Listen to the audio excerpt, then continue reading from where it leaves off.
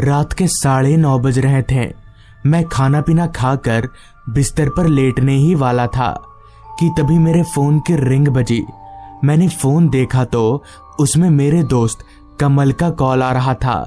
तो इतनी रात गए कमल का कॉल आता देख मैंने झट से कॉल रिसीव किया। तो मेरे कॉल रिसीव करते ही कमल ने कहा, यार तू कहाँ है? मुझे अभी अर्जेंट मामा के घर जाना होगा, तो तू क्या अभी अपनी कार लेकर आएगा? कमल मेरा काफी अच्छा दोस्त था, उसने भी मेरे लिए काफी काम किया है, तो मैं भी उसे ना नहीं बोल सकता।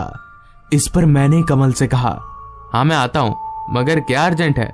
मेरे ये पूछने पर कमल ने कहा, तू आना फिर बताता हूँ। इतना बोलकर कमल ने कॉल कट कर दिया। दिसंबर का आखिरी हफ्ता होने के कारण ठंड इतनी ज्यादा थी कि मेरे हाथ पैर कांप रहे थे, मगर कुछ किया भी नहीं जा सकता था। मुझे तो जाना ही पड़ेगा। जिसके बाद मैं उठा और फटाफट से गर्मी के कपड़े पहनकर घर से बाहर निकला। तो बाहर चल रही ठंडी ठंडी हवाओं के कारण मेरे शरीर के अंदर हड्डियां तलक भी कांप रहे थे। खैर वहां खड़े खड़े समय जाया ना करके अपनी कार निकाली और कमल के घर की तरफ आगे बढ़ने लगा। मेरे घर से कमल का घर करीबन 20 किलोमीटर था, तो मुझे वहां पहुंचने में तकरीबन 30 से 40 मिनट का समय लगने वाला था। कार चलाते वक्त मैंने जब अपनी निगाहें घड़ी की ओर घुमाई तो वक्त हो रहा था रात के 10 बजे का। ऊपर से ठंड का मौसम होने के कारण रात के 10 बजे आधी रात की तरह मालूम पड़ रहा था। रास्ता पूरी तरह से सुनसान और अंधेरे में डूबा हुआ था, वो भी इतना घना अंधेरा कि मेरी हेडलाइट की रोशनी उस अंधेरे के आगे काफी कम पड़ रही थी। रास्ते पर दूर दूर तक मुझे मेरी गाड़ी के अलावा दूर दूर तक ना तो कोई इंसान दिख रहा था और ना ही कोई गाड़ी। सन्नाटा तो इतना फैला हुआ था कि मानो ठंड के कारण इंसान तो दूर सभी परिंदे भी कहीं छिप गए हों। साथ ही साथ रास्ते पर छाए सन्नाटे को मैं अपनी कार के अंदर बैठकर महसूस कर पा रहा था। कमल के घर जाने में मुझे एक अलग रास्ता लेना पड़ता है, जिस रास्ते के दोनों ओर घने जंगल ही जंगल थे। भला तो हो इस बात का कि मैं कार में हूं तो मुझे जंगली जानवरों का कोई डर नहीं है। मैं कार की सभी खिड़कियां बंद करके बैठा हुआ था, मगर फिर भी मुझे काफी तेज ठंड लग रही थी। खैर अभी मैं आगे बढ़ ही रहा था कि तभी अचानक मेरा रास्ता एक काली बिल्ली ने काट दिया। तो उस बिल्ली के रास्ता काटते ही मैंने झट से ब्रेक दबाकर अपनी कार रोक ली, क्योंकि मैं बिल्ली के काटे गए रास्ते को पार करके काफी बार फंस चुका हूं। इसलिए मैं इस बार ये जोखिम नहीं मोल लेना चाहता था। मेरे खड़े खड़े 5 मिनट हो गए, मगर उस रास्ते पर कोई भी पार नहीं हुआ। इस पर मैंने मन ही मन में कहा, लगता है आज मुझे बिल्ली के काटे गए रास्ते को पार करना ही होगा, और 5 मिनट इंतजार करके देखता हूँ। अगर कोई पार हुआ तो ठीक है, वरना मैं ही जाऊंगा।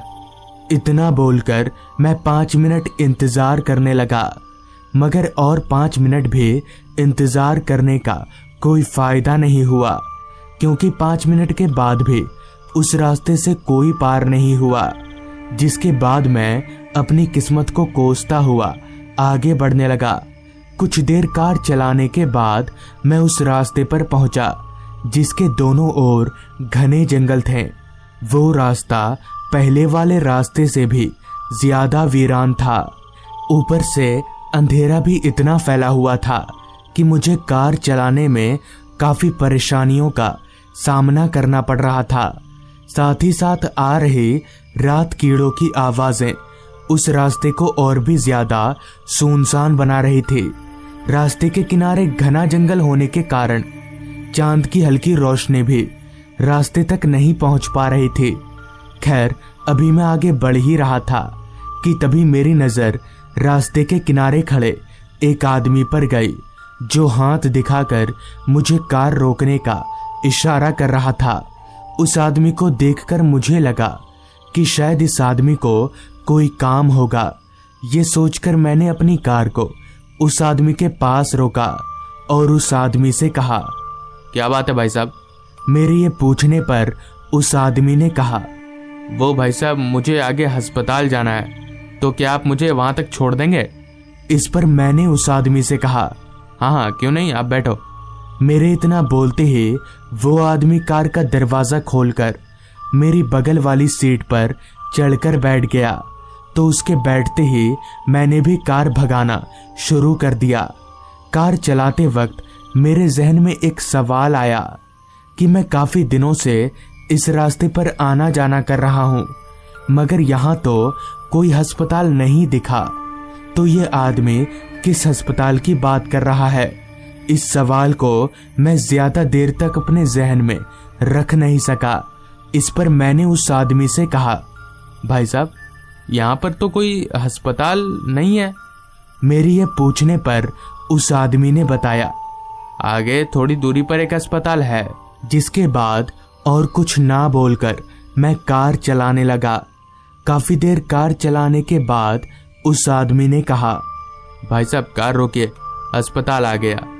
उस आदमी के मुंह से ये सुनते ही मैंने ब्रेक दबाकर कार को रास्ते के किनारे रोका। रास्ते के किनारे दूर दूर तक मुझे ना तो कोई अस्पताल दिख रहा था और ना ही कोई घर। तो आखिर वो आदमी किस अस्पताल की बात कर रहा है? खैर जो भी हो, मेरे कार रोकते ही वो आदमी कार से उतरकर चलता बना। जिसके बाद मैं भी कार स्टार्ट करके आगे की तरफ चलता बना। अभी मैं आगे बढ़ ही रहा था कि तभी मेरी नजर मेरे बगल वाली सीट पर गई। तो मैंने देखा कि बगल वाले सीट पर एक थैला रखा हुआ है और वो थैला उसी आदमी का था। जिस पर मैंने अपने मन ही मन में कहा, मुझे ये थैला उस आदमी को देकर आना चाहिए, हो सकता है इसमें उसकी कोई जरूरी चीजें हों। इतना सोचकर मैंने वापस से कार रोका और थैला लेकर उस आदमी की तरफ चलता बना। कुछ कदम उस आदमी के पीछे पीछे चलने के बाद मैंने देखा कि वो आदमी एक पेड़ के नीचे बैठा हुआ है।